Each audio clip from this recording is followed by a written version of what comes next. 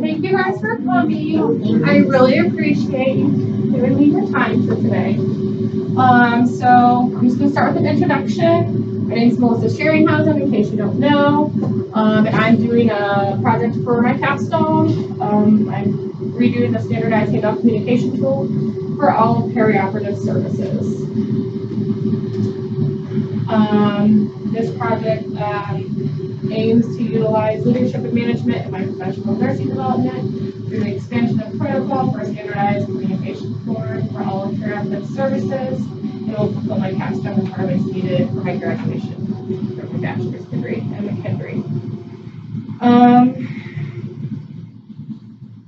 So in case you don't know, currently I work in the operating room, and I've been following Teresa Black and PACU for my practicum curriculum hours. So that's where I came up with the idea to do a communication tool for all of perioperative services. So some learning objectives that I made were to establish the minimum data set needed for a standardized handoff communication tool for safe patient transfer through the phase of perioperative services by July 14th, which is today. To create a format for measuring the implementation and utilization of the standardized communication tool with a goal of 80% compliance to be achieved upon completing the first month after application into daily nursing practice.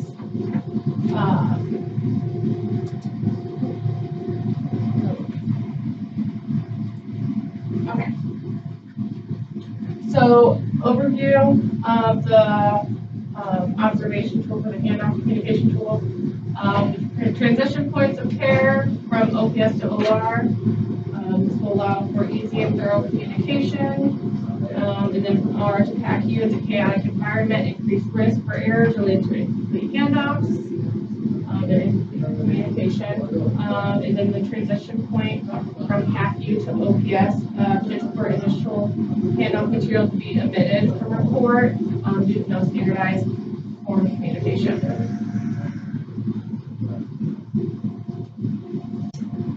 So the significance of the quality of information. So the patients are unable to participate in the handoff communication once they're anesthetized and when they're recovering from anesthesia. We have a short amount of time to transmit a lot of information. And there's multiple care providers that we have to take into account when transferring these patients through the care process. Potential for serious injury or death with near-miss events or sentinel events or wrong site, wrong procedure. And then it's key to providing safe and effective patient care.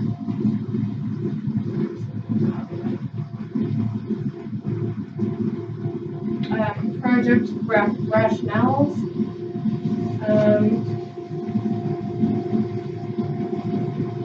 So informal, unstructured, and inconsistent handoffs contribute to adverse and sentinel events. I got that from the Joint Commission. Having a standard written communication tool creates a safe environment by minimizing distractions, allowing for effective communication during the transition of care in a fast-paced environment. And then continuity of care will be achieved through consolidation and implementation of the handoff communication form for each phase of perioperative services. And then just some statistics. The study reported that information overload contributed to communication errors during patient handovers to PACU, post-surgical procedures. Malpractice claims related to communication failures account for 30% of claims across approximately 1.7 billion and 1,744 deaths over 5 years. And inadequate communication contributes to adverse and sentinel events, including delayed treatment, wrong site surgery, surgery, falls, and medication errors. So I'm going to use the Fluent change theory of nursing to implement this process. So it's started by unchange or unfreeze, then the change process, and then refreeze, which I realize organized change. All right, organized change. I implemented employee involvement and change. I gathered knowledge and sharing. I implemented leadership roles from every unit in perioperative services, and I've also reached out to quality improvement on how to take steps in enacting this change moving forward. And then, of course, we'll finally implement the change once everyone has approved the handoff form. So I organized change through practice observation hours. They pack you handoff to OPS. The current handoff process is completed by memory or sticky note, which and there's no standardized handoff communication form. So this will allow for a quick and easy, organized means of communication. Employee involvement was achieved through collaboration of units. I collaborated with OR, PACU, and OPS. I assessed their needs for what they needed reports from each unit, since each area has a different process. You each need or wanting different things in your reports. And I gained ideas and feedback, and this is always open to change. So whatever we're choosing to set it as now, what standard we're setting it as now can be changed. If you're not happy with it. Knowledge sharing, so through collaboration of units.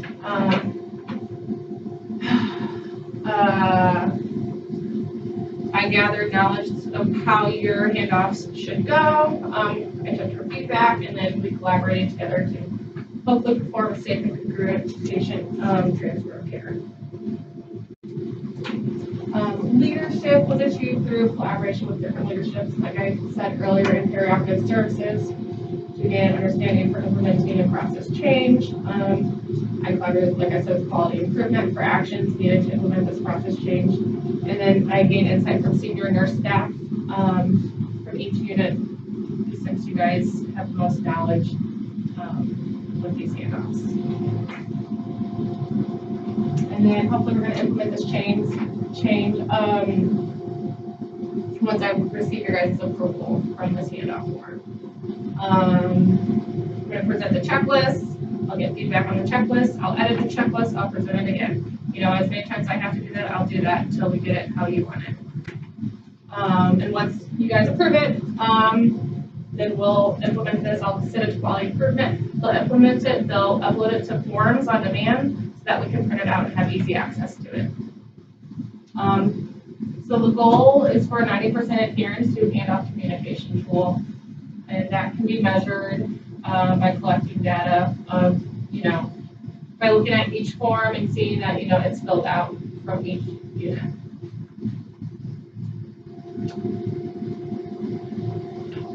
So I'm going to gather data for evaluation, and I'm going to also send out a survey. I'm going to send out a pre-survey before we implement any change to each every nurse on each unit. And this is just kind of a rough draft of survey questions, and I will probably change them after speaking with Joya. But some things I'm going to include in the survey are how many years have you been a nurse, because I feel like that plays an importance on input.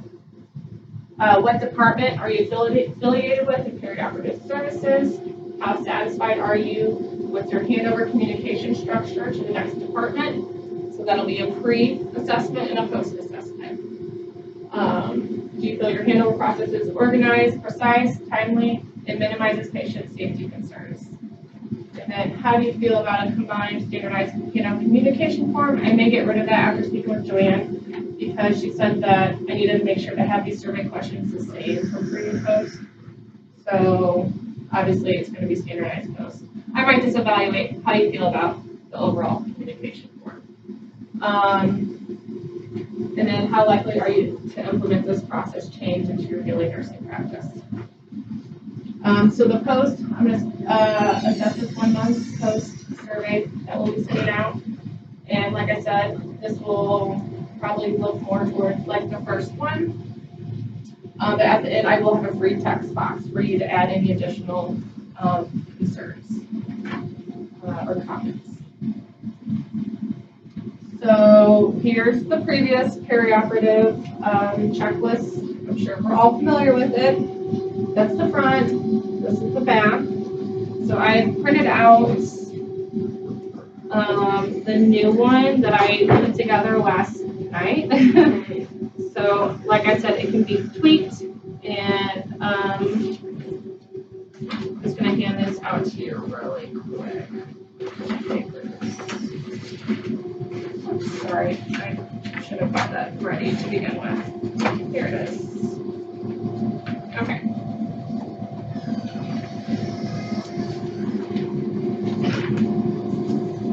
So feel free with questions and comments or concerns. My ears are open. I'm open to change. Nothing set in stone. I want us all to be happy with the final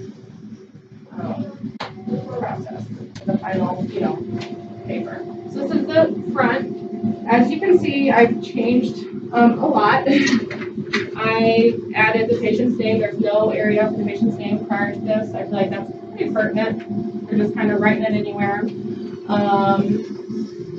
For the consent portion, I did add a reminder area because oftentimes limb disposal, fetal demise, or blood consents will get, kind of filed by the wayside when we may need them, and it's easy to forget that, especially in the chaos of trying to get people in and out and about through the whole perioperative services. So I added that hopefully as a reminder, that we need those consents prior to going back to the operating room.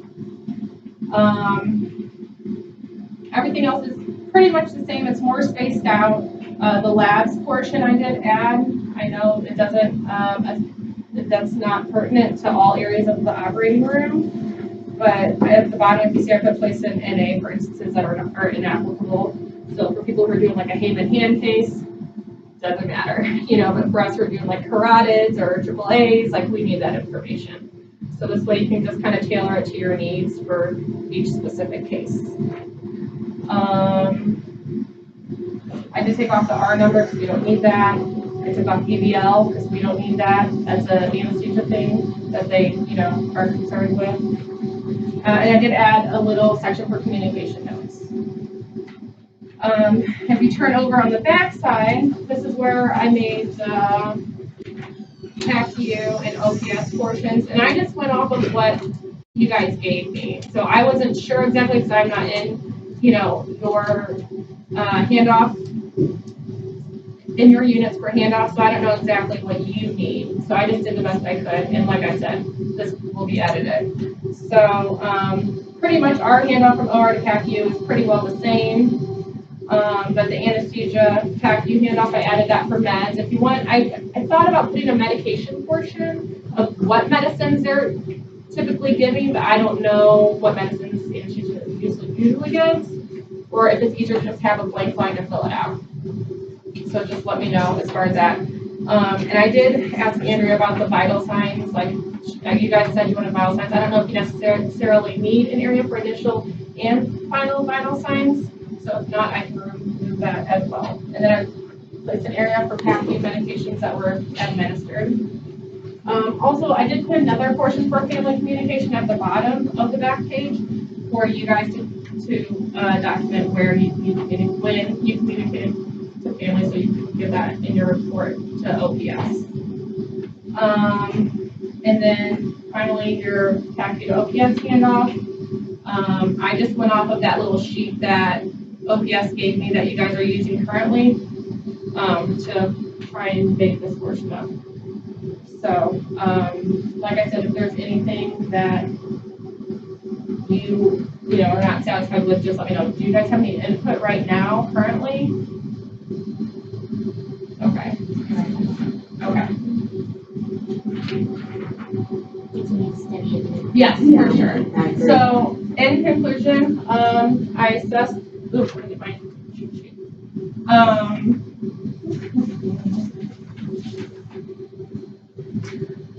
In conclusion, I assessed the quality of our handoff communication form. I explored factors that are affecting the quality of the handover process between the departments of perioperative services.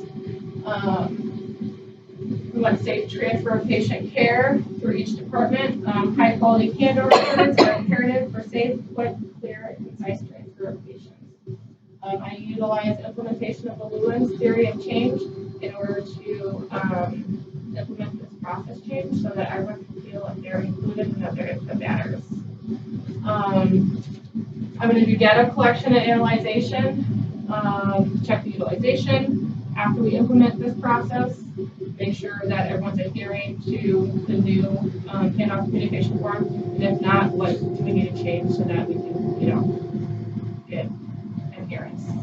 And then obviously I will check data as well for the survey to make sure that everyone's satisfied with the results. And our overall goal is to provide safe and prudent care for surgical patients while facilitating a clear communication process. To my references.